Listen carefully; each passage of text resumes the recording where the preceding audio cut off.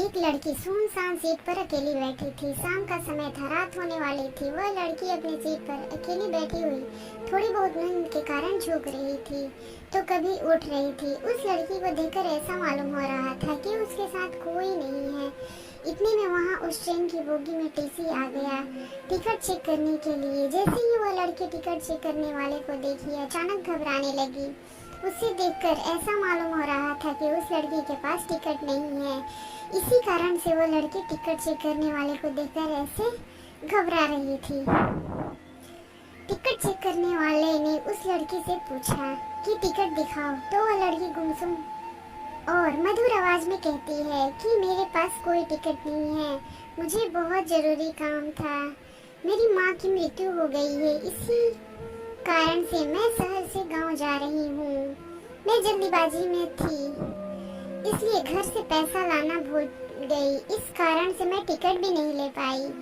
सुबह ticket check करने वाले फिर आए और बोले कि अगर आपने टिकट नहीं लिए तो आपको 300 रुपया फाइन देना होगा। यह देखकर लड़की के होश उड़ गए और उसकी आंखों से आंसू बहने लगे। फिर उसके बाद वह लड़की टिकट चेक करने वाले को समझाते हुए कहती है कि मेरे पास टिकट नहीं है और पैसे भी नहीं है। अगर मेरे पास पैसे रहते तो मैं टिकट जरूर कटा लेती। उसकी बात सुनकर टिकट चेक करने वाले को भी उस पर दया आ जाती है और वह उस लड़की को पूरी सफर तय करने तक का टिकट फ्री में दे देता है। वहीं पास के ऊपर वाली सीट से मैं यह सब देख रहा था। जब मैंने उस लड़की को देखा तो वह लड़की सोने ही वाली थी और अपना चादर उठाकर सोने के लिए अपने शरीर पर ओढ़ ली थी। थोड़ी देर बाद उस लड़की को शायद नींद नहीं आ रही थी। फिर मैं वॉशरूम जाने के लिए नीचे उतरा तो उस लड़की से मैंने पूछ ही लिया। मैंने उस लड़की से पूछा कि क्या आपके पास बिल्कुल भी पैसे नहीं हैं? वो लड़की घबराई और बोली कि मैं जल्दीबाजी में घर से निकली थी, जिस कारण मैं पैसे लेना भूल गई। उसके बाद मैंने उसे 500 रुपये अपने जेब से निकाल कर देने लगा, लेकिन वह लेने से मना करने लगी। मैंने उससे कहा कि मैं तुम पर कोई एहसान नहीं कर रहा हूँ, मैं तुम्हें अपना एड्रेस बता रहा हूँ। तुम्हारा जब मन करे तब इन पैसों को वापस कर देना, लेकिन अभी तुम्हें पैसे की ज़रूरत है। इसके बिना तुम भूखे रहोगी और घर जाने के लिए टैक्सी इत्यादि का भाड़ा भी तो चाहिए। इतना सुनते ही वह मेरे मनाने के बाद लड़की ने पैसे ले लिया और कहने लगी कि मैं घर जाकर इन पैसे को वापस कर दूंगी। उसके बाद मैं अपनी सीट पर जाकर सो गया। सुबह जब नींद खुली तो देखा कि वह लड़की अपनी सीट पर नहीं थी। फिर मैंने उस लड़की को ज्यादा याद नहीं किया। इस घटना के करीब 1 साल बीत जाने के बाद मेरे घर पर एक चिट्ठी आई।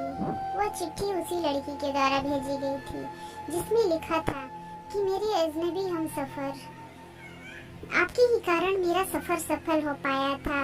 अब मैं आपका कर्ज उतारना चाहती हूँ, लेकिन पैसे देकर नहीं। मैं आपका कर्ज, मेरी ख्वाहिश है कि मैं आपसे एक बार फिर से मिलूं और मिलकर आपका शुक्रिया अदा करूं।